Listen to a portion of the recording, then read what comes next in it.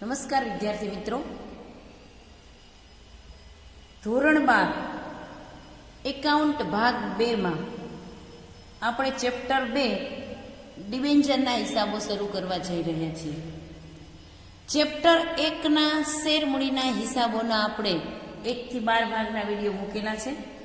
એટલા માટે કહેવાનું થાય કે ચેપ્ટર 1 ના જે વિડીયો મૂકેલા છે એમાં જે શેરમૂડીના હિસાબોની જે આમ નોંધ છે એ જ આમ નોંધ આપણે શરૂઆતના દાખલામાં રિપીટ કરવાની છે. ત્યાં ઇક્વિટી શેર અરજી હતી, અહીંયા ડિબેન્ચર લખવાનું છે. માટે એ જો પેલા વિડીયો જોવાના બાકી હોય તો પહેલાં જોઈ લેજો, એની આમ નોંધ તૈયાર કરી લેજો, પછી આપણે આ ડિબેન્ચરની આમ નોંધ અને દાખલા વિશે અભ્યાસ કરી શકીએ. અહીંયા ભાગ 1માં આપણે ડિબેન્ચરની થિયરી લેવા જઈ રહ્યા છીએ. બીજું ચેપ્ટર છે 30%ના ઘટાડામાં ઘણા બધા ડિબેન્ચરના દાખલાઓ રદ થઈ ગયેલા છે. એટલે સૌથી પહેલાં તમારે એ જોવાનું છે કે કયા દાખલાઓ રદ થઈ ગયા છે અને કયા અભ્યાસક્રમમાં સામેલ છે. એ જોઈને પછી જ તમે આગળ વધજો, એટલે ખ્યાલ આવે કે આટલા દાખલા ગણવાના છે. ડિબેન્ચર એટલે શું? પહેલાં તો એ કે ઉછીના નાણાં મેળવવા માટે કંપની જુદા જુદા બહાર પાડે છે, જુદા જુદા વિકલ્પો હોય છે એની પાસે, અને આ જુદા જુદા વિકલ્પોમાંથી એ ડિબેન્ચરનો વિકલ્પ સ્વીકારે છે.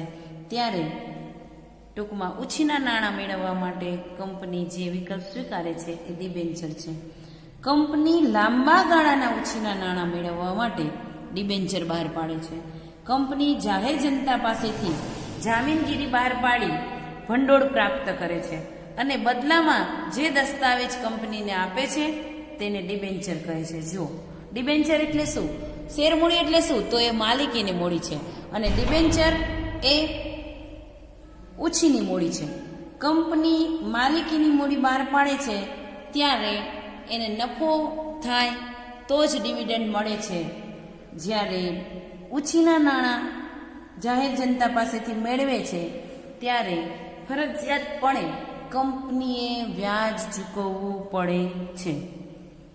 ટૂંકા ગાળાના ઉછીના નાણાં મેળવવા માટે કંપની બેંક પાસેથી લોન પણ લઈ શકે છે, પણ લાંબા ગાળાના ઉછીના નાણાં મેળવવા માટે કંપની ડિબેન્ચર બહાર પાડે છે.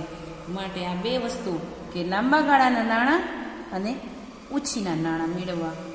ડિબેન્ચર એ કંપનીનું દેવું છે, કારણ કે ડિબેન્ચર અમુક સમય પછી પરત પણ કરવાના હોય છે અને ડિબેન્ચર ઉપર નિશ્ચિત વ્યાજ આપવાનું હોય છે. એટલે ડિબેન્ચર એ કંપનીનું દેવું છે, એને મૂડી દેવા બાજુ દર્શાવવામાં આવે છે. ડિબેન્ચર એ દેવાની સ્વીકૃતિ કરતો દસ્તાવેજ છે. એટલે એના બદલામાં જે કંપની ડિબેન્ચર હોલ્ડરને દસ્તાવેજ આપે છે એ દસ્તાવેજ શું બતાવે છે, તો કે દેવાની સ્વીકૃતિ, કંપનીનું દેવું છે એવું બતાવવું એ ડિબેન્ચરનો દસ્તાવેજ છે. અને ડિબેન્ચર ધારણ કરનારને ડિબેન્ચર હોલ્ડર કહેવાય છે. જેમ ઇક્વિટી શેર ધારણ કરનારને ઇક્વિટી હોલ્ડર કહેવાય, એમ ડિબેન્ચર ધારણ કરનારને ડિબેન્ચર હોલ્ડર કહેવાય છે. ડિબેન્ચર હોલ્ડરોને ભવિષ્યમાં નાણાં પરત કરવામાં આવે છે. શા માટે તમે એવું વિચાર આવી શકે કે શા માટે તો પછી ઇક્વિટી શેર જ બહાર નથી પાડતા? પણ ઇક્વિટી શેર એ માલિકીના શેર હોલ્ડરો છે તો એને પછી પરત કરી શકાતા નથી. પણ જો ડિબેન્ચર બહાર પાડેલા હોય, અમુક સમય માટે તમારે નાણાં જોઈતા હોય તો ડિબેન્ચરના નાણાં ભવિષ્યમાં પરત કરવામાં આવે છે અને પરત કરવા માટે જ આ ઉછીના નાણાં જાહેર જનતા પાસેથી મેળવવામાં આવે છે. શું ફરક છે ઇક્વિટી શેર અને ડિબેન્ચરમાં? તો કે કંપનીને નફો થાય તો જ ઇક્વિટી હોલ્ડરોને ડિવિડન્ડ ચૂકવવામાં આવે છે. જ્યારે કંપનીને નફો થાય કે ખોટ, ડિબેન્ચર હોલ્ડરોને નિયત દરે વ્યાજ ચૂકવવું જ પડે છે. માલિકીની મૂડી છે એટલે એને ડિવિડન્ડ કહેવાય, જ્યારે આ ઉછીની મૂડી છે એટલે એના ઉપર એને ચૂકવવામાં આવે છે એને વ્યાજ કહેવાય છે. અને એટલે જ ડિબેન્ચર વ્યાજ એ ખર્ચ છે. ડિબેન્ચર હોલ્ડરો માલિકો નથી, માટે તેને મત આપવાનો અધિકાર નથી. જો આપણે ઉછીના નાણાં લઈએ છીએ, આપણું દેવું છે, વિસર્જન થાય તો ડિબેન્ચર હોલ્ડરોને નાણાં પરત કરવાના છે. ઇક્વિટી હોલ્ડરોને ચૂકવ્યા પહેલા તો ડિબેન્ચર હોલ્ડરો છે એ કંપનીના વહીવટમાં, સંચાલનમાં ભાગ લઈ શકતા નથી, કારણ તેમને મત આપવાનો અધિકાર નથી, કારણ કે એ તો માલિકો નથી. માલિકો હોય એને જ મત આપવાનો અધિકાર હોય, સંચાલનમાં ભાગ લઈ શકે. ડિબેન્ચર હોલ્ડરો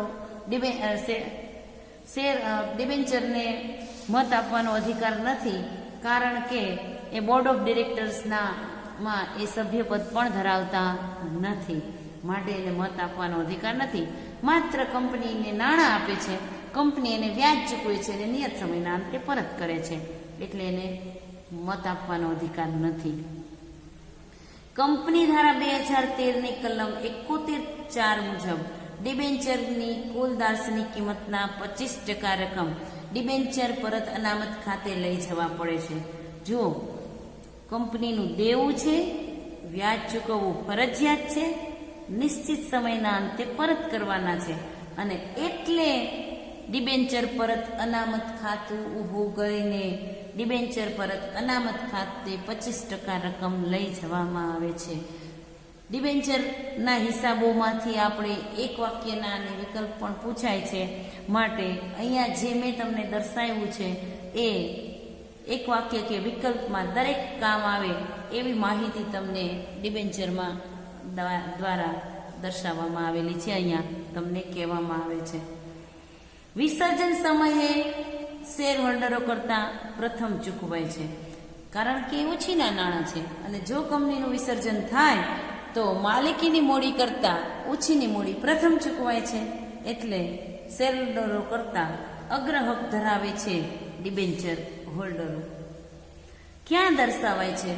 આ બધા એક વાક્યના પ્રશ્ન છે, વિકલ્પના પ્રશ્ન છે, એટલે બધા પ્રશ્ન મેં અહીંયા આવરી લીધેલા છે, અને એટલી જ થિયરી લેવા હું જઈ રહી છું. પાકા સરવૈયામાં ઇક્વિટી દેવા બાજુ બિન ચાલુ દેવાના શીર્ષક હેઠળ દર્શાવાય છે. ચાલુ દેવું એટલે શું? 1 વર્ષ સુધીના દેવાને ચાલુ દેવું કહેવાય છે, અને લાંબા ગાળાનું દેવું એટલે શું? 1 વર્ષ કરતાં વધારે સમયગાળા દર્શાવતા હોય એને લાંબા ગાળાનું દેવું કહેવાય છે, એટલે કે બિન ચાલુ દેવું કહેવાય છે. આપણે લાંબા ગાળાના નાણાં મેળવીએ છીએ, એટલે મૂડી દેવા બાજુ બિન ચાલુ દેવાના શીર્ષક હેઠળ ડિબેન્ચરને દર્શાવવામાં આવે છે. બીજું, ઇક્વિટીના જો હપ્તા ન ભરે, ઇક્વિટી શેરના હપ્તા ન ભરે તો તે શેર જપ્ત કરી શકાય છે, અને જપ્ત કરેલા શેર ફરી બહાર પણ પાડી શકાય છે. જ્યારે ડિબેન્ચર હોલ્ડર નાણાં ન ભરે તો બાકી હપ્તા તરીકે દર્શાવાય છે, ડિબેન્ચરને જપ્ત કરી શકાતા નથી.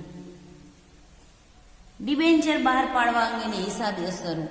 બાકીનું ડિબેન્ચરના પ્રકારોને છે, પણ ડિબેન્ચરના પ્રકારો આ 30% ઘટાડામાં નીકળી ગયા છે, એટલે અહીંયા સીધા આપણે ડિબેન્ચર બહાર પાડવા અંગેની હિસાબી અસરો પર આવી જઈએ. હું તમને એટલા માટે સતત શેરમૂડીના હિસાબો સાથે સરખામણી કરાવું છું, કારણ કે તમામે તમામ આમ નોંધ શેરમૂડીના હિસાબો જેવી જ છે શરૂઆતની, પછી પરત કરવાની આમ નોંધ છે એ જુદી છે, એના વિશે આપણે કહીશું. પણ ડિબેન્ચર બહાર પાડવાની આમ નોંધ એ ઇક્વિટી શેર બહાર પાડવાની આમ નોંધ જેવી જ છે, એટલે એ તૈયાર કરી લેજો. અહીંયા થોડીક વાત હું તમને ડિબેન્ચર બહાર પાડવાની હિસાબી અસરો વિશે કરીશ. ડિબેન્ચર પણ મૂળ કિંમતથી, પ્રીમિયમથી અને વટાવથી બહાર પાડી શકાય છે. મૂળ કિંમતથી બહાર પાડેલા હોય, પ્રીમિયમથી બહાર પાડેલા હોય કે વટાવથી બહાર પાડેલા હોય તો એની આમ નોંધ જે શેરમૂડીની આમ નોંધ થતી હતી એ જ પ્રકારની આમ નોંધ થાય છે. ત્યાં ઇક્વિટી શેર અરજી લખાતું હતું, અહીંયા ડિબેન્ચર અરજી લખાશે. આટલો જ ફરક છે, એટલે શરૂઆતના 3 દાખલા તમને શેરમૂડી જેવા જ લાગશે, એટલે પહેલાં શેરમૂડી તૈયાર કરવું જરૂરી છે. ધારો કે મૂળ કિંમતથી શેર બહાર પાડવાના હોય તો પહેલાં અરજીના નાણાં મળે ત્યારે તમે શું કહેશો? એ જ બેંક ખાતે ઉધાર.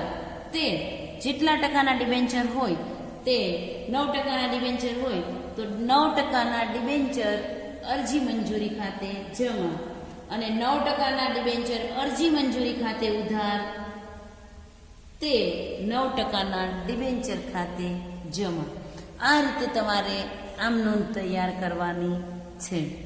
પ્રીમિયમથી બહાર પાડેલા હોય તો અહીંયા પણ પ્રીમિયમ જમા, વટાથી બહાર પાડેલા હોય તો શેરમૂડીની જેમ વટા ઉધાર કરવામાં આવે છે.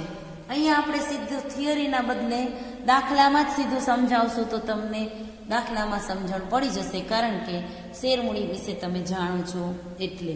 ડિબેન્ચરમાં પણ અરજી વખતે, મંજૂરી વખતે અને હપ્તા વખતે જુદી જુદી આમ નોંધ થશે. અરજીના નાણાં મળે ત્યારે, અરજીના નાણાં ડિબેન્ચર ખાતે લઈ જાય ત્યારે આમ નોંધ. મંજૂરીના નાણાં મળે ત્યારે, મંજૂરીના નાણાં ડિબેન્ચર ખાતે લઈ જાય ત્યારની આમ નોંધ. હપ્તાના નાણાં મળે ત્યારે ને હપ્તાના નાણાં ડિબેન્ચર ખાતે લઈ જાય ત્યારની આમ નોંધ. એટલે અહીંયા પણ દરેક અરજીની બે, મંજૂરીની બે અને હપ્તાની બે આમ નોંધ થશે. એટલે શેરમૂડીમાં જે રીતે આમ નોંધ થતી હતી એ જ રીતે અહીંયા આમ નોંધ થશે.